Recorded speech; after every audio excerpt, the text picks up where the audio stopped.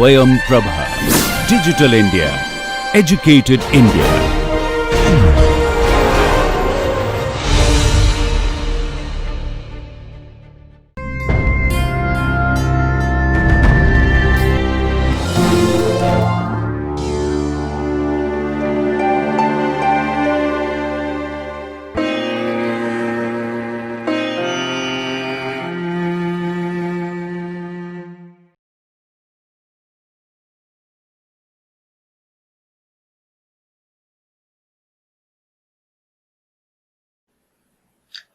My dear learner, I am Dr. Muhammad Tanveer from Institute of Advanced Studies in Education, Jamia Millia, Islamia.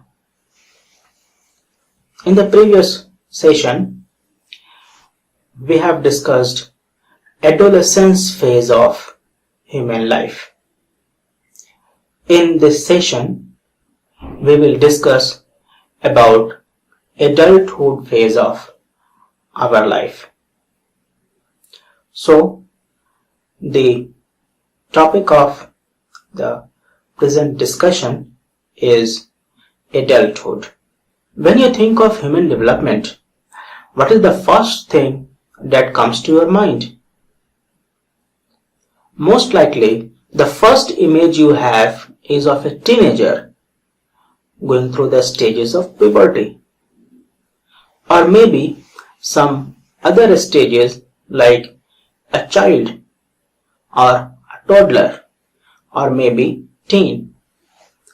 This is because great deal of attention is usually placed on these periods in regard to physical development. But what happens when this stage, the stage of adolescence, is over? Do adults develop physically as well? What about psychological and emotional changes after that? Life would be pretty boring if we did not continue to develop emotionally and psychologically. As adults, we continue to learn and gain experiences that changes us. We also continue to develop physically as well as, even though some of these physical changes may eventually progress in a negative manner in old age. In this lesson, we will be dealing with development during adult years. We will discuss psychosocial changes during different periods of adulthood and the various changes that comes about as one grows older. Finally, we will discuss the various growth and developmental issues related to old age.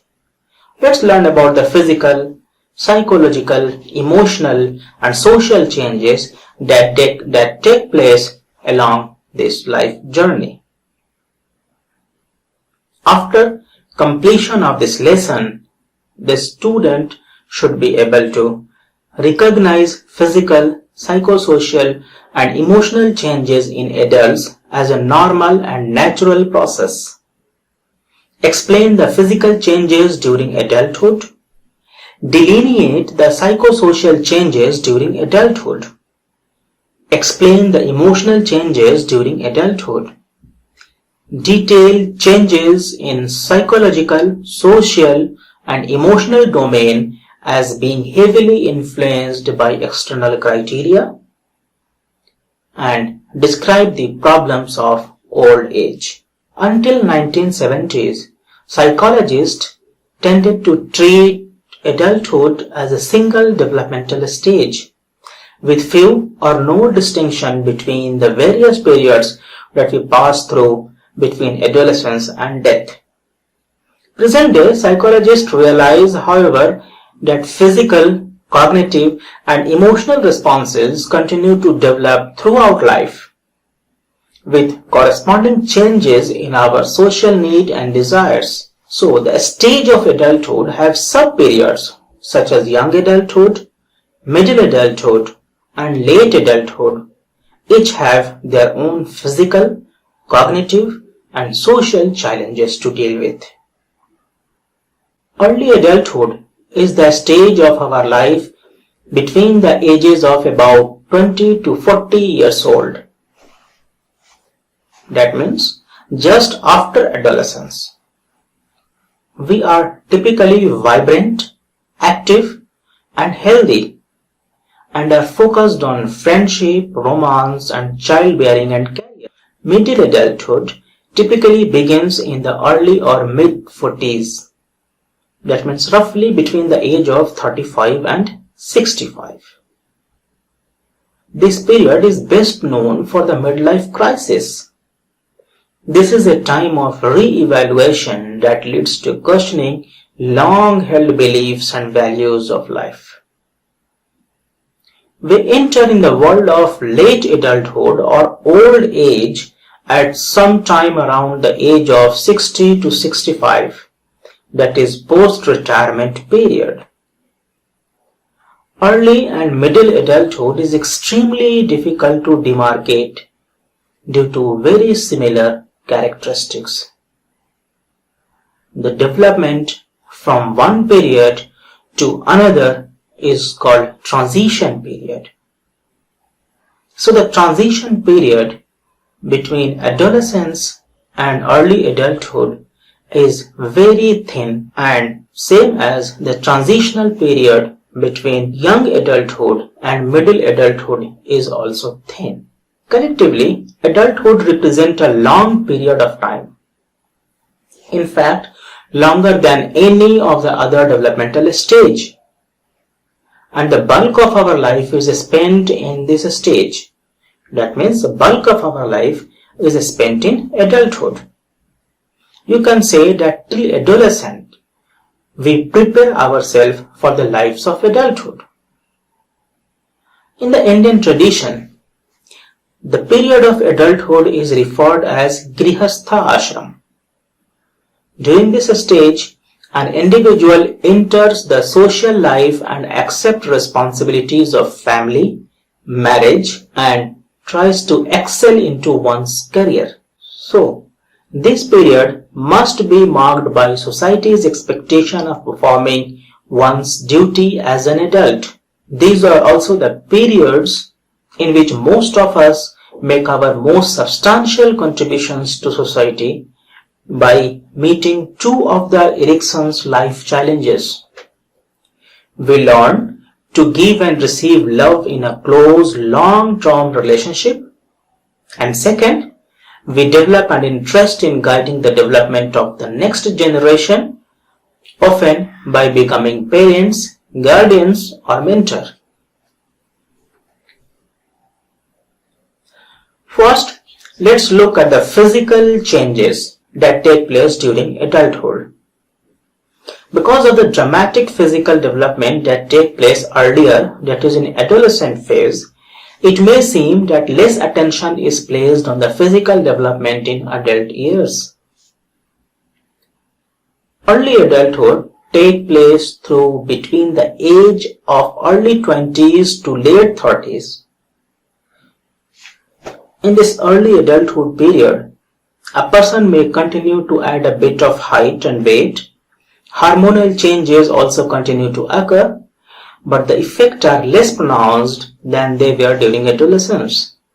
In terms of physical development, this period is least dramatic. In middle adulthood period, we may start to see more noticeable changes again because we start to see and feel the physical changes in our bodies. We may begin to think about our physical development once more. Peak is between 25 to 30 years of age. As individuals pass into their 30s and 40s, their recovery from muscular strain become more prolonged, and their sensory abilities may become somewhat diminished, at least when compared with their prime years, during the teens and early 20s. Muscle strength and muscle endurance of middle-aged women and men associated to type, duration, and intensity of muscular load at work. Visual acuity diminished somewhat, and many people in their late 30s and early 40s begins to notice that their eyes are changing and they need eyeglasses now. Adults in their 30s and 40s may also begin to suffer some hearing loss because of damage to hair cells, also known as cilia, inner ear. One of the most noticeable changes in the law is the loss of skin elasticity. Have you noticed how many different anti-aging creams there are available? Fine lines and wrinkles that begin to develop due to loss of skin elasticity have definitely gotten some attention. Have you heard of any new diet supplement that help you to lose weight? Obviously, you may have heard about many of them. The weight gain associated with getting older has gained some attention as well. And it is during middle adulthood that many people first begin to suffer from ailments such as high cholesterol and high blood pressure, as well as low bone density. A person will also start to lose strength and flexibility. Thinning of the hair can occur, and the hair that has not thinned may start to turn grey. In middle adulthood, women will also go through a process called menopause and lose the ability to reproduce. Menopause occurs because of the gradual decrease in reproduction of the female sex hormone, estrogen and progesterone, which slows the production of release of eggs in the uterus. Women, those menstrual cycles have stopped for 12 consecutive months, are considered to have entered menopause. At some time around the age of 60 to 65, we enter the world of late adulthood. Yes, we will gain access to senior citizen discounts, but the physical changes taking place in our bodies is less positive result. More profound negative effect of aging will begin to take its toll on our bodies. This is the final stage of physical change. Those wrinkles will become more noticeable and you may start to develop brown age spot on your skins. Your reaction time begins to slow, and even if you have not needed glass in the past, your deteriorating eyesight will most likely cause you to need them now. Loss of lens elasticity, increased lens density, these cause decline in accommodation process of eye. For your recap, the accommodation process of eye is the ability of lens to focus and maintain image on the retina. Most people become far-sighted at old age. Glaucoma is a complicated disease in which damage to the optic nerve lead to progressive, irreversible loss of vision. Glaucoma is a well-known leading cause of blindness. A cataract is a clouding of the lens of your eye. As you age, protein in your lens begins to break down and the lens becomes cloudy. You may not even realize you have a cataract because it usually grows very slowly and may not impede vision early on. While cataracts are rarely dangerous, after a number of years they will likely affect vision. By age 65, over 90% of people have cataract, and half of the people between the age of 75 and 85 have lost some vision due to a cataract. A cataract is not caused by the overuse of your eyes, and it does not travel from one eye to the other eye. It is simply the effect of progressing age. A decline in hearing acuity also happens with age, and it is known as presbycusis. The sense of taste, smell, and touch gradually turns less sensitive and decreases significantly. Caretakers required to take care of them, as a lot of implications for the safety arise with increasing age. If you have some old member of your family in your home, you may realize that how intensive care they need. The person becomes more sensitive to temperature changes and weaken with the body immunity. You can rationalize that why the present pandemic of COVID-19 is more challenging for people in old age. There are two main physical concerns associated with adult physical development that may become evident in late adulthood. First is the loss of bone mass and second is the loss of cognitive function. Other physical concerns may also occur such as arthritis, heart disease, diabetes, and malnutrition due to an inability to absorb vitamins and nutrients. While age-related changes cannot entirely be stopped, but the symptoms can often be managed with proper diet, exercise, and medical cares. Now let's see the cognitive development during adulthood. The human body reaches its functional peak at about 30 years of age and then starts to decline. With some researchers, there is some controversy on whether creativity, memory, and intelligence decrease with age or not, at least till the middle adulthood. Because people assume that aging is associated with intellectual deterioration too, but we see that wisdom increases with age. Wisdom is the ability to use common sense and good judgment in making decisions. A wise person is insightful and has knowledge that can be used to overcome obstacles in life. Does aging bring wisdom? While living longer brings more experience, it does not always bring wisdom. Those who have had experience helping others resolve problems in life and those who have served in leadership positions seem to have more wisdom. So, it is age combined with a certain type of experience that brings wisdom. However, older adults do have greater emotional wisdom or the ability to empathize with and understand others. Wisdom really does come with age. Scientists also approves this. But reaction time and reasoning ability deteriorate with age. We know that peak performance on certain type of learning and memory task is reached during early childhood. It is assumed that memory worsens with age. Some older adults suffer from biologically based cognitive impairments in which the brain is so adversely affected by aging that it becomes very difficult for the person to continue functional effectively.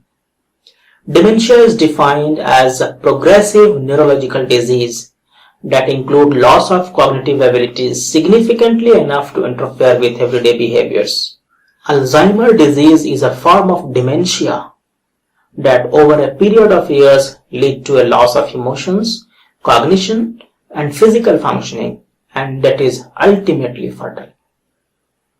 Dementia and Alzheimer's disease are most likely to be observed in individuals who are 65 and older, and the likelihood of developing Alzheimer's double about every 5 years of age after 65. After age 85, the risk reaches nearly 80% per year. While many people claim that their intelligence seems to decline as they age, researchers suggest that while fluid intelligence begins to decrease after adolescence, crystallized intelligence continues to increase throughout adulthood. Now let's understand what is fluid intelligence and crystallized intelligence. Fluid intelligence involves being able to think and reason abstractly and solve problems.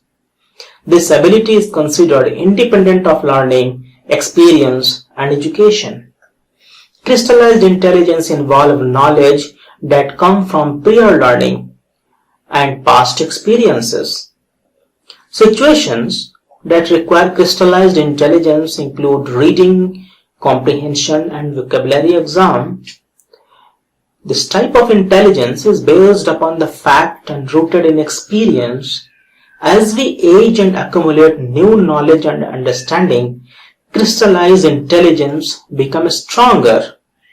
But as we age, the general ability to reason abstractly, which is also called fluid intelligence, get diminished with time. You have had an overview of the physical changes associated with adulthood and cognitive changes that take place or during adulthood. Let's look at the emotional and psychological changes that take place there at that period of life. In early adulthood, these changes are going to be more noticeable than the physical one.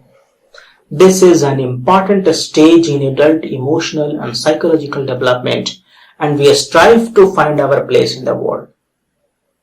During this time, important life decisions are made about career and living arrangements.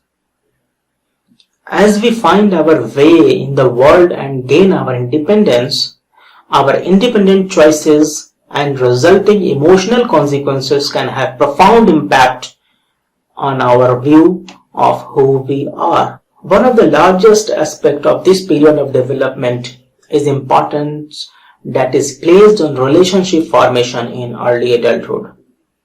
Developing our own intimate relationships can be challenging, and we have to learn to understand our new independent identities in order for these relationships to fully develop. Marriage and family formation typically occur during early adulthood. Our emotional and psychological well-being is often tied to how successfully we are at forming these relationships. Now that we are living early adulthood, it is time to face that midlife crisis. During middle adulthood, we go through a whole other set of stressors. We have to face our lot in life and our perception of who we have become changes with time. Parent-child relationship begins to change as children grow up, and we may become caregivers to aging parents. We also start to realize that we have less time ahead of us to make our lives turn out the way we want them to. A person's interpretation of any past regrets play an important role in their emotional and psychological well-being during middle adulthood. The good news is that for most of us, this is actually a time in our life where more life experiences, concerns for the world around us, and a firm understanding of who we are provide us with the stability and confidence to face these challenges head-on. Finally, let's discuss the psychological and emotional changes taking place in late adulthood. We enter late adulthood, which comes with its unique set of emotional and psychological strain. Late adulthood involves a mixture of gains and losses. On one hand, there is the freedom of retirement, grown children, and fewer responsibilities. On the other hand, there is concern about physical health and the realization of one's mortality and the potential for social isolation. In late adulthood, a person is at a greater risk to become depressed and lonely. Most likely this is due to a sense of loss of the activities and people who gave their life meaning. However, those who maintain family bonds, friendships, and stay active in their community are more likely to have positive emotional and psychological well-being during late adulthood. Even though the timing of the major life event that occurs in early and middle adulthood varies substantially among individuals, the events nevertheless tend to follow a general sequence known as social clock. The social clock refers to the culturally preferred right time for major life events such as moving out of childhood house, getting married and having children.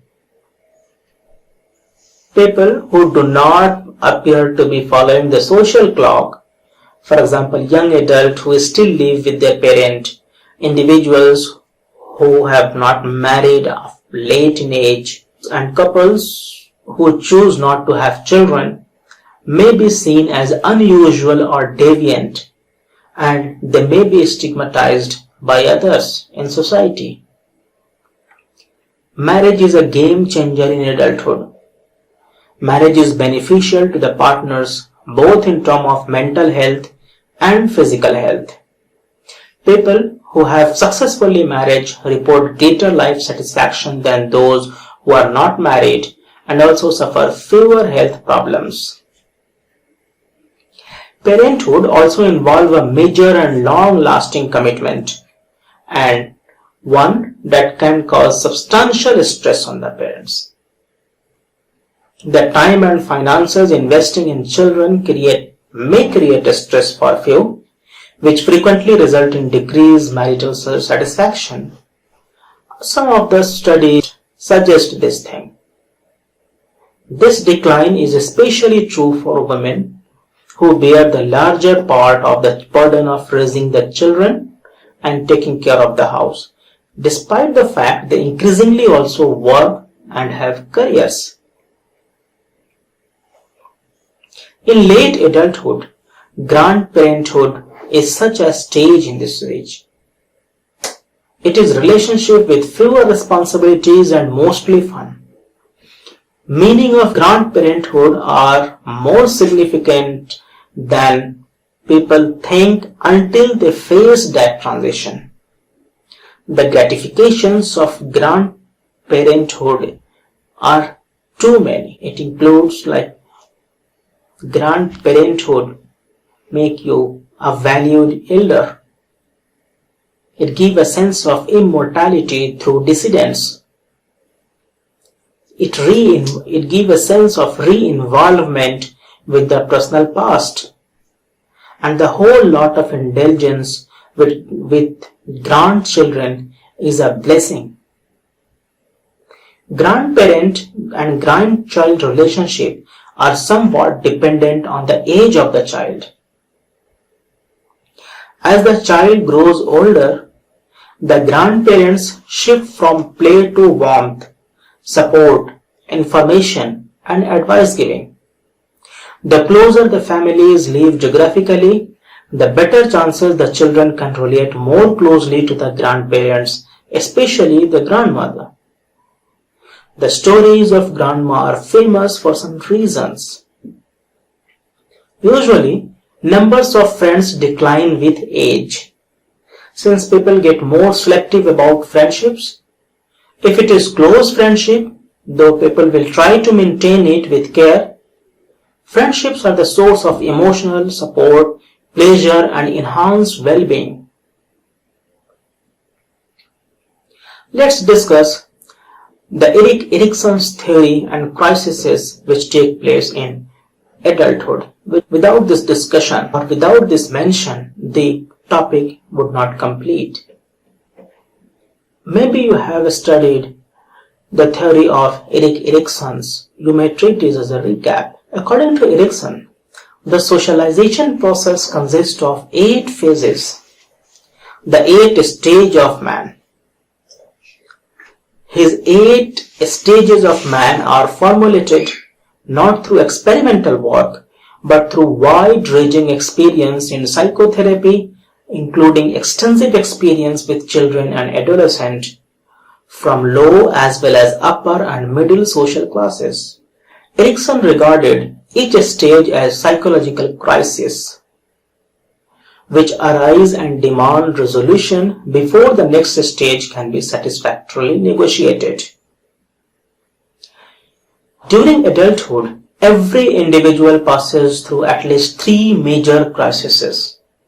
The first of these is the crisis of integrity versus isolation. During late adolescence and early adulthood, individual must develop the ability to form deep, intimate relationship with others. This does not simply mean sexual intimacy. Rather, it involves the ability to form a strong emotional attachment to others.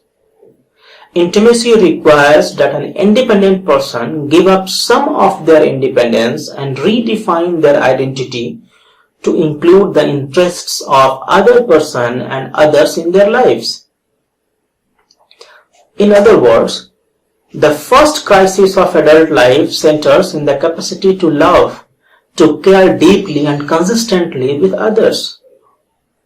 The adult life is a conflict of intimacy versus independence and include differing need for connection, fears of abandonment, and being overwhelmed, and it's a challenging work in progress.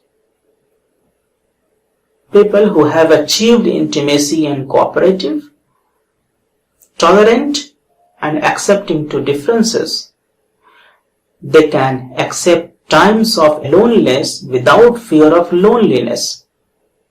People who fail to resolve it successfully will live in isolation, unable to form truly intimate, lasting relationship. If there is too great a sense of isolation, there will be fear of forming close ties due to fear of loss of identity or freedom. Such people are more competitive than cooperative. They get easily threatened if any person gets too close and not accepting of another's differences. If there is successful resolution of this conflict, a person can go on to develop generativity, which means caring for the next generation and helping to improve the society as a whole. In women, the intimacy also manifests as childbearing, usually occur in the 20s and 30s, while contribution to the society may occur later. As children come into the picture, values and focus will shift in those demands. Erikson labeled the second crisis of adult life, that is the crisis of generativity versus absorption. He stated that the primary psychosocial task of middle adulthood, ages 45 to 65, is to develop generativity, or to desire to expand one's influence and commitment to the family, to the society, and to the future generation. Generativity is actually reaching out to others in a way that give to and guide the next generation. In early adulthood, it occurs as a parent train their children and develop a career. In midlife, this extends beyond the nuclear family to a community or social group. Now people are trying to integrate their goal with the welfare of the larger world. Generativity includes all things people generate that can outlive them and improve society. Parenting is one way. For parents, such activities are focused on their children. After children have themselves grown up into adult, however, the tendency toward the generativity may involve serving as a mentor or guide for members of younger generation, helping them in their careers and lives.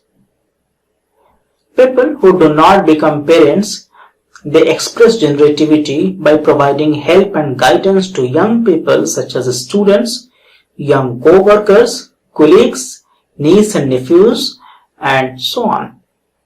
The selfless social and philanthropic activity, including mentoring in the workplace, volunteering, community involvement, creative endeavors, help people need to be needed and feel like their lives amount to something eternal.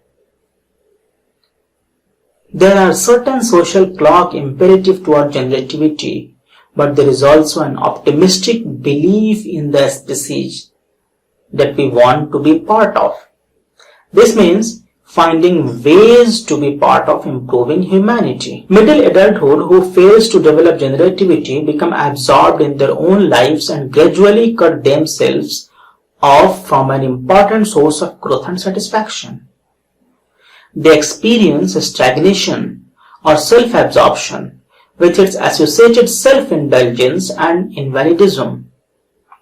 The alternative to finding a means to generativity is actually a stagnation, becoming self-centered and narcissistic. These people place their own comfort, place their own security above the challenges that include other people. There is a detachment even from their own children, a self-centered focus on what they get from others, not what they can give to others, losing interest in being productive at work and developing their talents. Always remember that generative people are better adjusted, low in anxiety and depression, and high in self-acceptance and life satisfaction. They are more open to others' differences in point of view, having leadership qualities, care about the welfare of others, and care more about their work than financial gain. Fatherhood seems to enhance generativity in men. Erikson termed the final crisis of adult development as integrity versus despair. Individuals in this stage reach the final decade of their life and look back and analyze themselves with the questions like, did my life have any meaning? Did my being here really matters to anyone? If the individual is able to answer yes for these questions and to feel that they have reached many of their goals, they attain a sense of integrity. Such people feel whole, complete, and satisfied with their life choices and achievements. They have accepted the setback and disappointments and celebrated the success and found a way to mean within all these life events. Everything get out to a perspective which allow a certain contentment with life. If instead they find their lives to be lacking on such dimensions,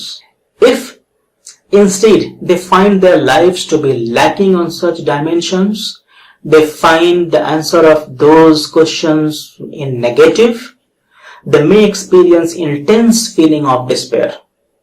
The itchy feeling that they have made wrong decisions, but life is too short to remedy any life direction, made them very uncomfortable.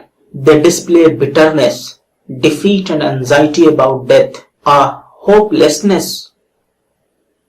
Successful resolution of this final crisis can have important effect on how individuals come to terms with their own mortality, the inevitable fact of death, and on their psychological and physical health during the final years. There is even a piece about one's mortality and death. Now it is the time to recall some of the key takeaways from this session. In this session, we learned that throughout adulthood, our bodies continue to change and we continue to learn and grow through experiences. Early adulthood, middle adulthood, and late adulthood are the three main stages of physical, emotional, and psychological development. In terms of physical development, early adulthood is the least dramatic phase. This stage takes place from approximately 20 to 35 years of age. Major physical changes may not occur, but as we strive to find our place in the world, this is an important stage in emotional and psychological development. We start to notice physical change again as we go through middle adulthood in between the age of 35 and 65. We also have a phase to many emotional and psychological changes in our life as our parent-child relationship changes and we look back at our life knowing we have a more limited amount of time to accomplish our goals. Late adulthood, occurring after the age of 60 to 65, can be both positive and negative. We may experience fewer responsibilities, new relationship with grown children and grandchildren, declining physical health and even social isolations. Those who remain active in their community and maintain the bond with their friends and family will have the best outcomes during late adulthood. Most older adults maintain an active lifestyle, remain as happy as they were when younger, or happier maybe, and increasingly value their social connections with friends and family. Although older adults have slower cognitive processing overall, fluid intelligence, their experience in the form of crystallized intelligence or existing knowledge about the world and the ability to use it is maintained and even strengthened during old age. Expectancies about change in aging vary across culture and may influence how people respond to getting older. A portion of elderly suffer from age-related brain disease such as dementia, a progressive neurological disease that includes significant loss of cognitive ability, and Alzheimer's disease, a fatal form of dementia that is related to changes in a cerebral cortex. Two significant social stages in late adulthood are retirement and dealing with grief and bereavement. Studies shows that a well-planned retirement can be a pleasant experience. Our adult human development remains interesting as we continue to face physical, emotional, and psychological changes throughout our lives. Now it is time to do some exercise and critical thinkings.